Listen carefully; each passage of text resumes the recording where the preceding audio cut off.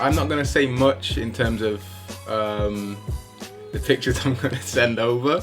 I'm just going to leave it out in the air, and if you have anything to say on them, feel free to say it. I can work around that, and we'll go from there. So this is the first pick, so if you want to talk about this, off you go.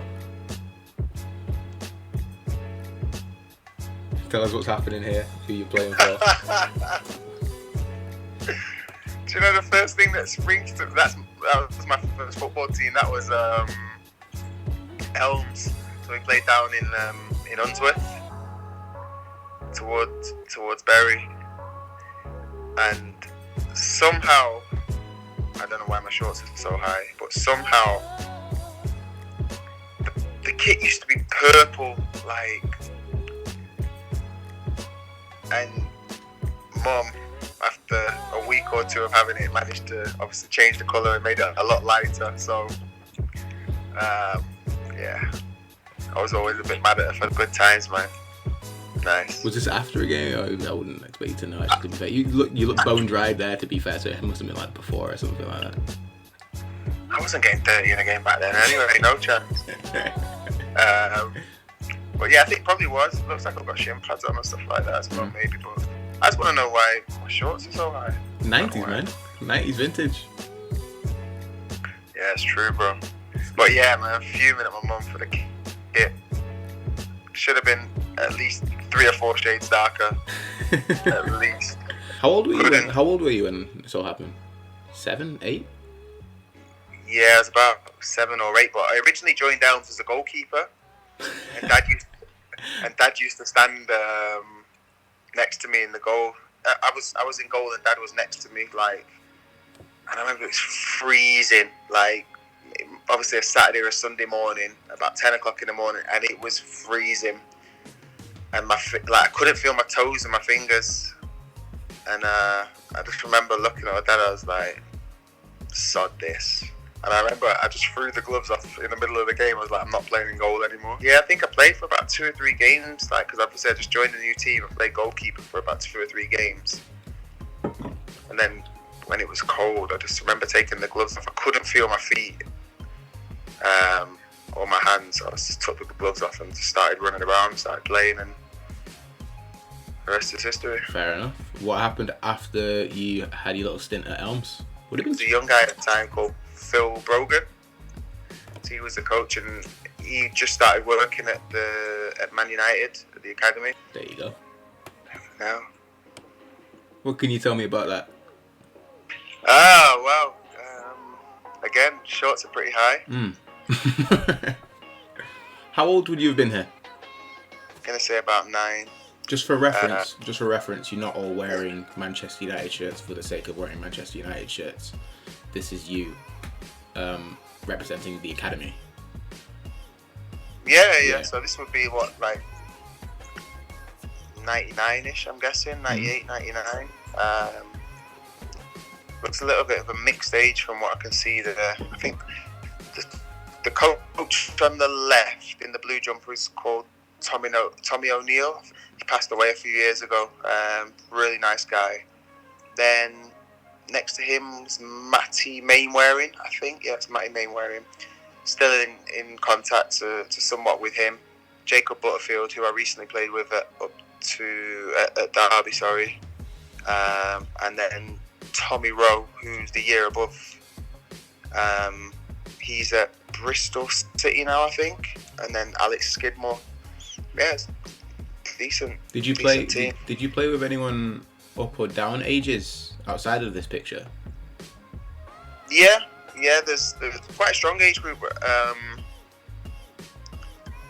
The age group, the 2 or 3 years, up or down from me. I think it was Tom Cleverley was the year above. Danny Welbeck was the year below. Was it Fabian Brandy as well?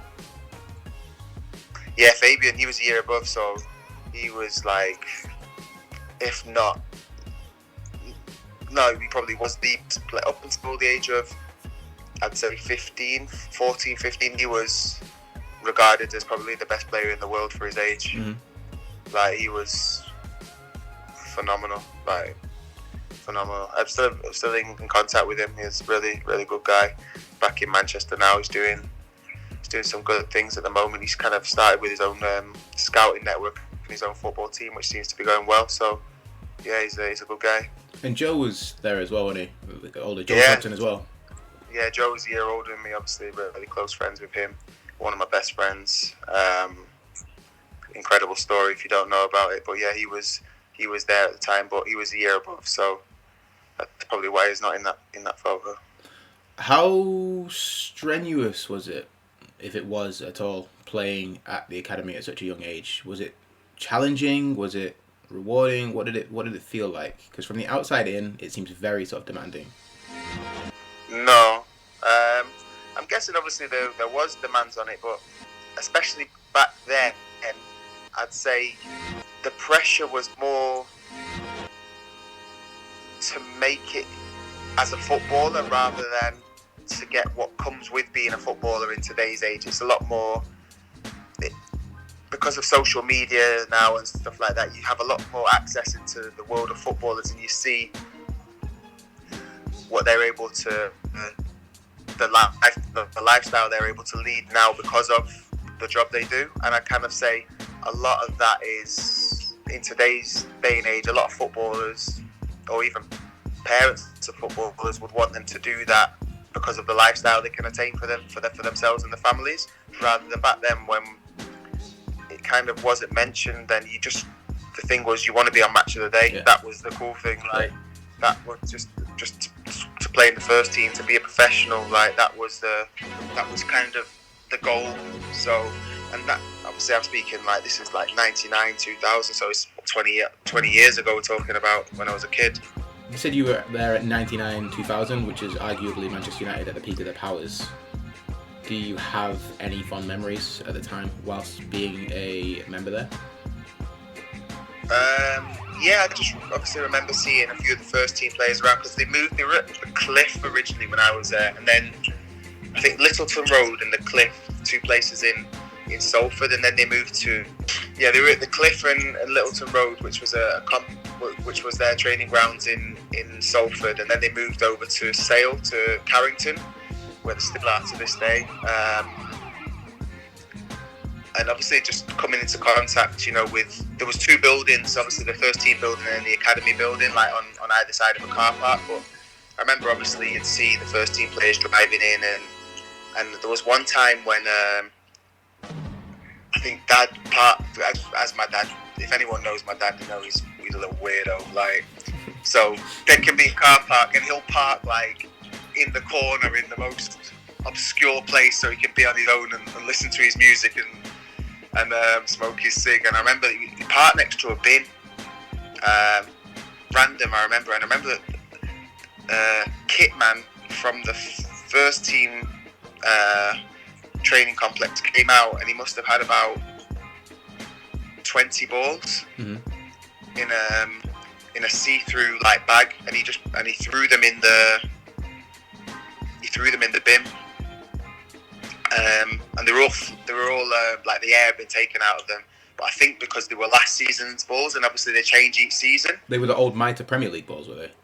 No, Nike. They were just Nike. They'd just come out. Okay. It was the Nike ones. I remember I've only seen them on Match of the Day and TV and stuff like that. So I was like, "Can I have them?" And he was like, "Yeah, if you want them." And I remember I just put the big bag in Dad's boot, and that was that. So would you say that was the moment where you developed a devout following to Manchester United as a fan, especially as a kid? No. What did it for you? I'd say 99. Oh, treble. Yeah, I'd say I remember, probably my earliest memory of watching United was that final. Okay. Other than that, like, United was the team. Obviously, I was playing for them at the time in the academy, and I was born in Salford, right? Like, lived in Manchester. Mm-hmm. But before, like, my favourite player was Thierry Henry. Always has been, always will be. Mm-hmm. But in terms of like team, I'd say 99 was like when I was like, these are something else. He's a cool, but then again, it could have just been glory hunting because I think Dad tried to take me to City a few times to Main Road back in the day. That's true. Speaking of which, could you care to explain these? Let's see. Is it one or two? Yeah. So, well, the first one, the one in the red and black kit. Mm-hmm. That's Unsworth Cricket Club. Yeah. I've gone to watch Dad play cricket there probably on a Saturday or a Sunday, and clearly I have no choice. I must be 5 or 6 there, and he's put me in. He's put me in that. Didn't have any say. Probably just about chose my shoes. So, yeah. What can I say? And the second one, I think I got that for Christmas. That kit. I think that's at Nana's house. Again, when I was 5 or 6, my dad was pushing me all the time. City. Obviously, he's a big City fan, but I probably did support City up until '99, and then I saw maybe they weren't winning anything. So They were Division 2 at the time.